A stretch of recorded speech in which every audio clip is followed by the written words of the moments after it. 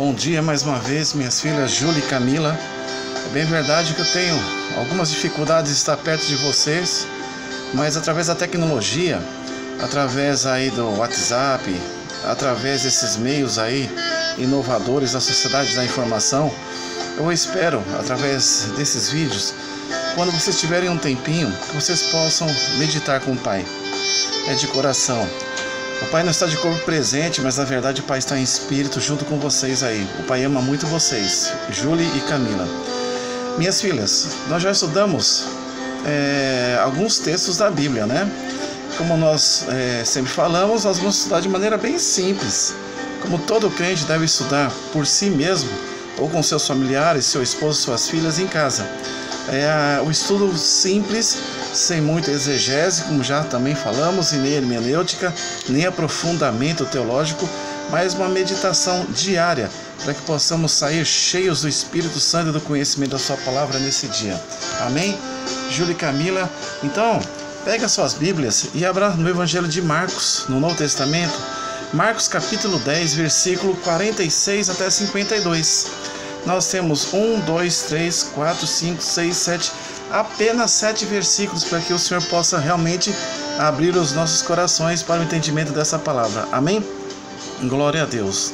Então, o subtítulo, minhas meninas, chama-se A Cura do Cego de Jericó. Então, quando você realmente começa já se atentar para o subtítulo, você começa a perceber que ali, só no subtítulo, ele tem muito a nos falar, que na verdade ele é a síntese de todo o texto, desses 7 versículos que estaremos meditando textualmente, aonde? Na palavra de Deus. Como sempre frisamos, que é a nossa única regra de fé e prática. Então, quando nós falamos de cura, é aquilo que todo mundo quer, uma vez que está cometido de alguma enfermidade. A cura é fazer com que aquilo que está doente deixa de estar e passe então a estar são, né? Curado. É muito simples, todo mundo sabe disso. Mas a cura de quem nesse texto que nós vamos estudar? O Senhor Jesus, no Novo Testamento, além de muitos outros, nós podemos ver em média de 35 milagres que Jesus fez voltados para a cura. A cura de cego, a cura de paralíticos, a cura de endemoniados, a cura no espírito de muitas pessoas. Então esse texto está dizendo que o Senhor Jesus, ele trouxe a cura a alguém. Quem é esse alguém aqui no texto bíblico? E o que esses dois personagens, Jesus e esse que recebeu essa bênção de cura, pode nos falar nessa meditação simples desse dia, dessa manhã? Então Jesus, ele trouxe quem? A cura a um cego numa cidade chamada Jericó. Então, nós sabemos também, bem sucintamente, o que é um cego e como provém a cegueira. Se nós pudéssemos estar próximos, minhas filhas, Júlia e Camila, nós estaremos ali trazendo ponto e contraponto, debatendo, não ficando no tecnicismo, nem no estudo frio, sim, parado, engessado, mas aquele debate gostoso que com certeza em breve o Pai estará com vocês aí para fazê-lo oportunamente. Então o cego é aquele que está falto de visão. Ele não tem mais a visão. Existe aquele que nasceu cego, é o cego de nascença. Existe aquele que tornou-se gradativamente cego e ele conhecia todas as coisas por visão, mas acometido de uma enfermidade, por exemplo, o glaucoma, ele então passou a perder a sua visão, mas na memória, tendo ciência a respeito das cores, a respeito de tudo aquilo que, enquanto tinha vida nas suas visões, na sua visão, ele conseguiu então fotografar para que o ajudasse no seguir de sua vida. E tem aquele que fica cego parcialmente, por exemplo, através de um acidente, bateu a cabeça no vidro do carro e um estilhaço entrou nos seus olhos. Existem vários tipos de cegueira no mundo das ciências naturais, no mundo da medicina, que estuda a questão do corpo humano. Mas não só nesse sentido, Jesus, ele usa muito de analogia, ele usa muito de pragmatismo, ele é um grande professor, é um grande pedagogo e didata. Jesus, então, ele está falando da questão física, mas para que possamos entender também no mundo espiritual se estamos ou não cegos em relação às coisas celestiais, aos mistérios de Deus. Então, o subtítulo, minhas meninas, Júlia e Camila, fala a respeito da cura do cego. E esse cego estava onde? Numa cidade chamada Jericó. Eu aconselho vocês, porque muitas vezes nós lemos um texto bíblico, mas não refletimos aonde a pessoa está, a geografia daquela cidade, os usos e costumes daquela cidade, a forma de regime político daquela cidade, se é regime, entre aspas, presidencialista, se é regime, enfim, ditatorial, se é regime monárquico. No caso aqui era rei, era o rei era o rei Herodes, o tetrarca. Ele tinha um domínio sobre a Judéia, como também existia o governador Pôncio Pilatos. Os romanos, eles lideravam, como no passado era Nabucodonosor, como no passado era o rei da Síria. Aqui, quem é? É simplesmente esses homens que lideram e subjugam, trazem um jugo pesado dos romanos sobre a vida dos judeus ali na Judéia. E realmente, se nós estudarmos a palavra de Deus, veremos o quão foi difícil realmente Jesus exercer seu ministério, trazer as boas novas do reino num período tão tempestuoso da Judéia, do povo judeu, em relação ao domínio romano naquela época. Mas onde é Jericó? Onde fica Jericó? Meninas, quando vocês estudarem, lembremos que hoje nós temos toda forma de tecnologia de locomoção. Avião, carro, ferrovia e etc, bicicleta e tudo mais. Na época não tinha isso. Na época tinha o que? Os barcos, movidos do que a motor? Não, movido ao vento, a velas, Tinha os jumentinhos, os animais que no dorso carregavam as pessoas, e muitas das viagens eram feitas a pé. Então, para que você dê uma conotação, Júlia e Camila, melhor, para você perceber o quanto Jesus, os apóstolos fizeram por nós, é que vocês percebam também toda essa estrutura: uso, costume, vestuário, governo, forma de governo, alimentação, transportes, estradas, cidade, desenvolvimento daquela cidade, regionalidade, perto de que mar? Mar Morto, Mar da Galileia, perto do Egito, perto de Damasco, perto de Sidom, perto de Cesareia, perto de Jerusalém, perto de Pérea, perto de Samaria, para que você tenha uma noção o quanto eles caminharam com o objetivo de propagar o reino dos céus, propagar as boas novas dos céus. E no final das nossas Bíblias, nós temos aqui os mapas. Nós temos os mapas, meninas, tá vendo? Esse mapa não está aqui em vão, e até o índice dos mapas, para que você possa ir tanto no Novo Testamento como no Velho Testamento, para que vocês possam estar analisando e vendo o quão Jesus peregrinou, o quão Jesus andou e sofreu como homem por amor a mim e a você. Porque muitas vezes o que nós fazemos? Nós simplesmente lemos: Jesus saiu da Galileia e foi para a Judéia. Olha quantos quilômetros, o que ele fez por nós. Isso vai dando maior ênfase. E você vai percebendo que Deus é tão maravilhoso que sofreu dores por amor a nós. Aí vem aquela pergunta: o que fazemos? Quando nós não buscamos a palavra de Deus numa meditação legal, você percebe que ficamos a desejar na fiel interpretação do texto em todos os sentidos. Mas a cura de um cego, nós sabemos o que é cura, nós sabemos o que é um cego e as formas de cegueiras que possam vir a cometer-se sobre o ser humano, como também Jericó. Jericó é uma cidade que já era muito conhecida, Júlia e Camila, no Velho Testamento. Tanto que quando vocês eram crianças, e mesmo o pai, quando se converteu, ouvia muito aquela música, que o pai não lembra toda, mas era assim: vem com Josué lutar em Jericó, Jericó, Jericó, vem com Josué lutar em Jericó, e as muralhas ruirão. Vem, vem, vem, vem com Josué lutar em Jericó. Josué é aquele que colocou os pés na terra prometida. Josué é aquele que foi o substituto de Moisés. Moisés é aquele que libertou o povo do cativeiro, da escravidão, no Egito. Josué é aquele que liderou as 12 tribos e atravessou o Rio Jordão se abriu para que a Arca da Aliança e todas as tribos com Josué alcançasse a terra prometida. Josué foi a primeira cidade alcançada e ali Deus fez com que a vitória do povo de Israel sobre o povo de Jericó, as muralhas caíssem, rachassem, caíssem por terra, e Deus ali deu uma grande conquista para o povo de Israel. Isso já lá no Velho Testamento. E olha aqui, no Novo Testamento, depois de muito tempo, Júlia e Camila, o texto bíblico em Marcos reflete, nos traz um texto a respeito dessa cidade de Jericó. É muito interessante. Quando vocês puderem com calma perceber, Jericó tornou-se no tempo do Novo Testamento, no tempo de Jesus, uma cidade que era considerada a cidade dos jardins, a cidade das rosas, que inalavam maravilhosos odores, perfumes. Jericó também, meninas, era considerado como uma cidade resplandecente, uma cidade muito bem estruturada, uma cidade muito visitada, e tinha um clima como se fosse do Brasil, um clima muito legal, um clima tropical. Então diz o texto que existia um cego nesta cidade chamada Jericó. E Jericó existia um sistema político de quê? De reinado, de monarquia liderada por um rei.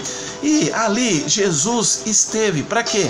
Peregrinando, andando insistentemente de cidade em cidade, de aldeia em aldeia, com um objetivo único e exclusivo de nos mostrar as boas novas do reino. Isso é maravilhoso, né? Então, o versículo 46, meninas, nos diz assim: e foram para Jericó. Esse foram, né, é o verbo ir, que já está ali conjugado no sentido de uma ação. Eles foram a Jericó. E ali visitaram, e com certeza Jesus operou sinais, maravilhas e prodígio. E quando esse ele é Jesus, saía de Jericó, juntamente com os discípulos e numerosa multidão. Jesus entrou nessa cidade com o objetivo de evangelização. E Jesus, então, aonde quer que a palma de vossos pés pisasse, meninas, Jesus gerava um grande impacto social. Muitos iam ter com ele, alguns curiosos, outros com espírito sincero, e muitas curas eram feitas ali. Muitas bênçãos aconteciam ao redor de Jesus, porque nós sabemos, Júlia e Camila, que Jesus é o perfeito Filho de Deus. Então, multidões seguiam a Jesus e acontecia o quê? Um impacto social muito grande nas cidades circunvizinhas. É legal até que, com muita calma, com pesquisa, bem simples mesmo que seja, olhando no mapa, onde está Jericó? Quais as cidadezinhas ali? Creio eu, até mesmo que mais distantes, independente das cidades, da circunvizinhança de Jericó, vinham pessoas de todas as terras conhecer o perfeito Filho de Deus. Muitos foram curados e permaneceram com Jesus. Muitos foram curados e perderam a bênção porque só queria o interesse da cura e não ficar ao lado de Jesus. Outros queriam ser apenas curiosos, outros questionadores, a exemplo dos fariseus e saduceus. Mas diz que Jesus entrou em Jericó e ele quer entrar na tua casa também, Júlia. Ele quer entrar na tua casa também, Camila. Ele quer entrar na minha casa também, na casa do Edson e na casa de todos aqueles que abrem as portas para que o Senhor Jesus possa entrar. Se às vezes nós estamos fechando a porta do nosso coração, a porta do nosso lar, que possamos ser sensatos, quebrar o nosso coração peludo, quebrar o nosso coração de pedra e deixar realmente o Redentor fazer uma morada maravilhosa em nossas vidas. Jesus entrou em Jericó e quer entrar, Júlia, na sua casa, quer entrar no seu coração, no seu e da sua irmã Camila. Mas a multidão acontecia. Eu acho que possamos aqui, meninas, refletir. Jesus entrando numa cidade por uma rua principal e logo saindo as multidões ao lado dele junto com seus discípulos e muita gente falando ao mesmo tempo.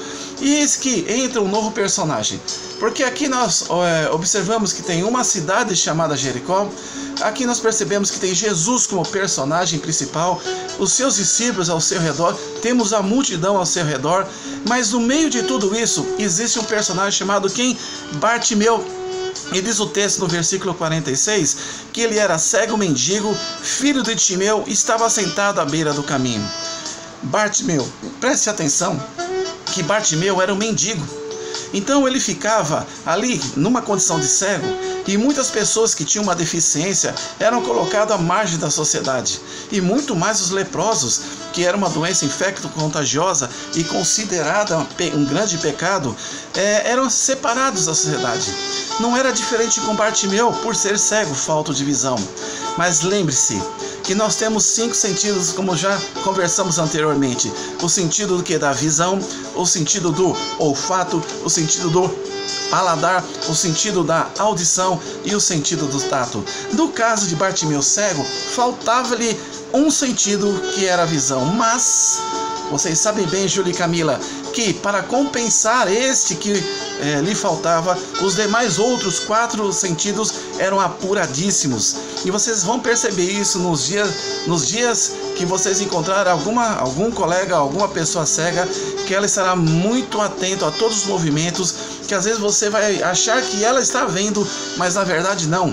Porque o olfato, o ouvido, a percepção lhe dá realmente uma compensação quase que perfeita, como se fosse substituindo a visão.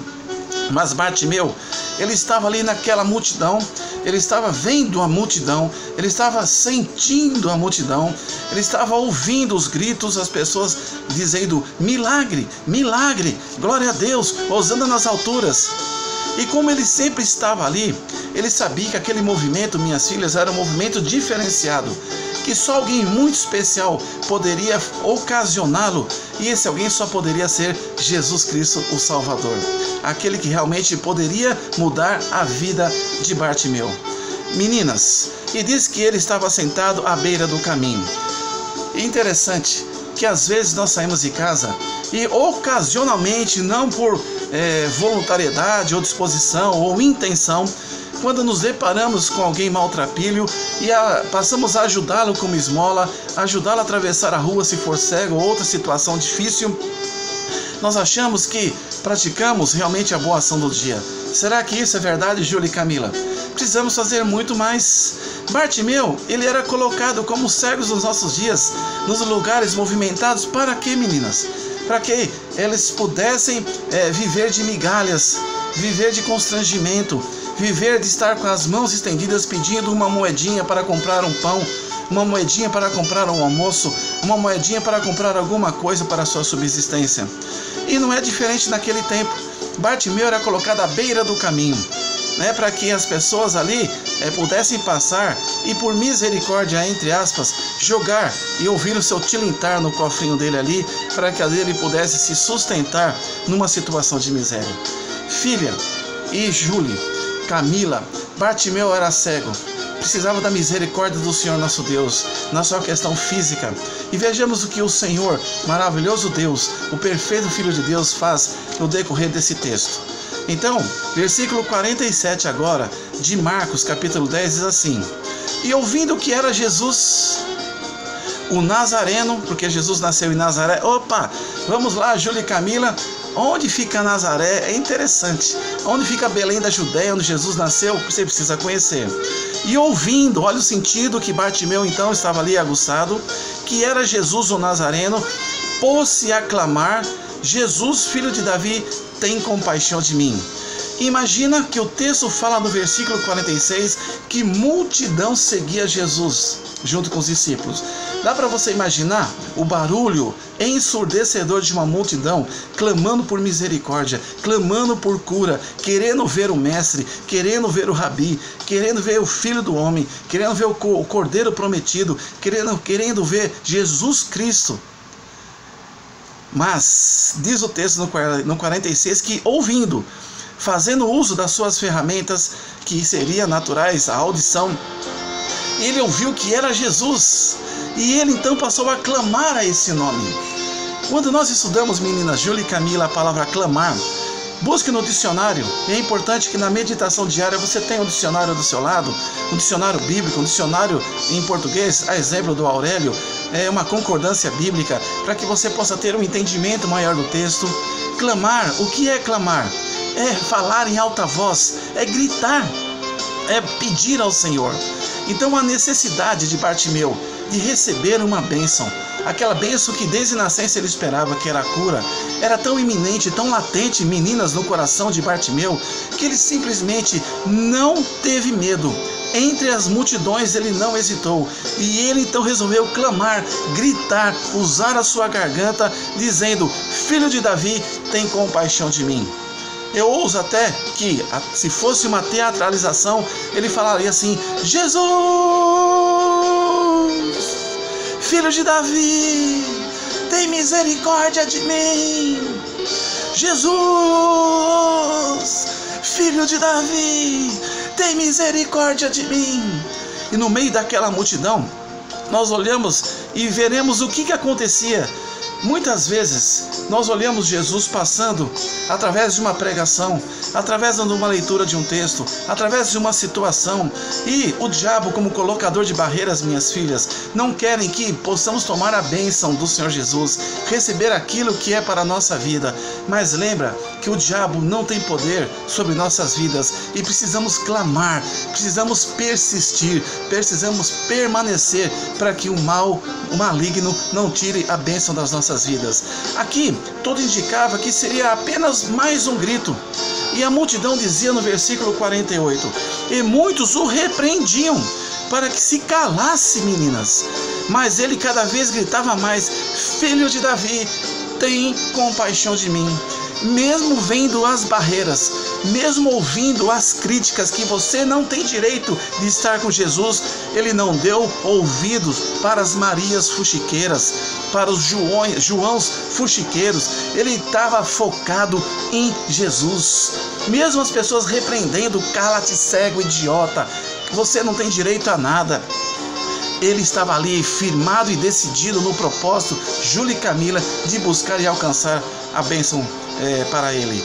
Então, nós precisamos também ter essa certeza em nosso coração, que o Senhor Jesus é aquele que está do nosso lado.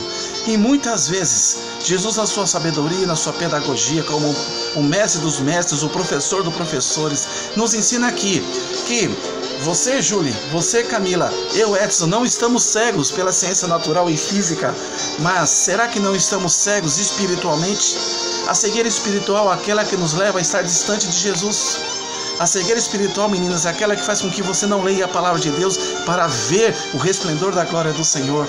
A cegueira espiritual é quando você não coloca os joelhos para orar ao Senhor, que o diabo está roubando a tua ligação com Deus. A cegueira espiritual é quando você recebe de Deus um dom e você não exerce para a edificação da casa do Senhor e salvação dos seus, da sua família, ao seu redor, e muitos fora da casa, da sua casa e da igreja, para que possam, como você um dia fez, aceitar Jesus como Salvador. A cegueira que às vezes nos alcança quando tomamos uma bebida alcoólica que nos traz realmente destruição e achamos que aquilo não é nada. A cegueira do pecado, a cegueira da prostituição, a cegueira das drogas, a cegueira do namoro não qualificado, a cegueira do que de distanciar-se do louvor, do amor e adoração ao nosso Deus. Será que estamos cegos nesses princípios? Se assim fizermos, conseguiremos alcançar a misericórdia de Deus? Precisamos tirar as cataratas dos olhos, as vendas dos olhos, minhas filhas Júlia, Camila e Edson, para que possamos ver a bênção que o Senhor tem para as nossas vidas, e mesmo diante das barreiras, que possamos com ímpeto, com força, com decisão, clamar, gritar: Senhor, Filho de Davi, abençoe os meus filhos. Senhor, Filho de Davi, abençoe o meu negócio. Senhor, Filho de Davi, abençoe o relacionamento com a minha família, com minha esposa e minha esposa. Senhor, Filho de Davi, tem misericórdia de todos os atos da minha vida. Senhor, Filho de Davi, toca nos meus olhos e me dê a visão espiritual da tua graça na minha visão e no meu coração e na minha mente. Então, muitos repreendiam, mas ele não se calou.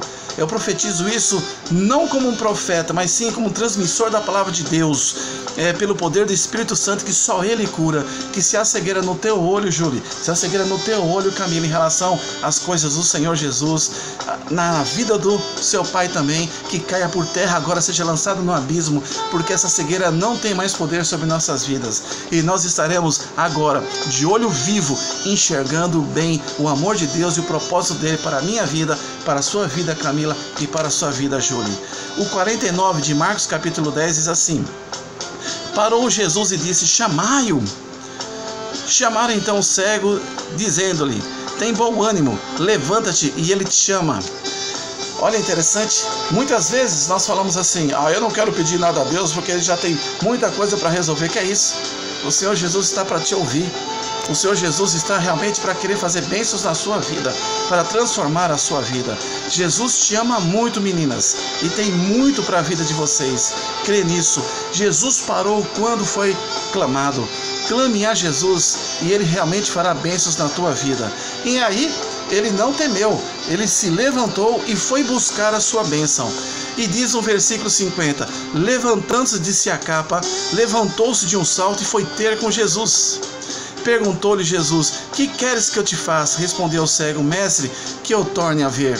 Então Jesus lhe disse: vai, a tua fé te salvou. E imediatamente tornou a ver e seguia a Jesus entrada afora. Glória a Deus.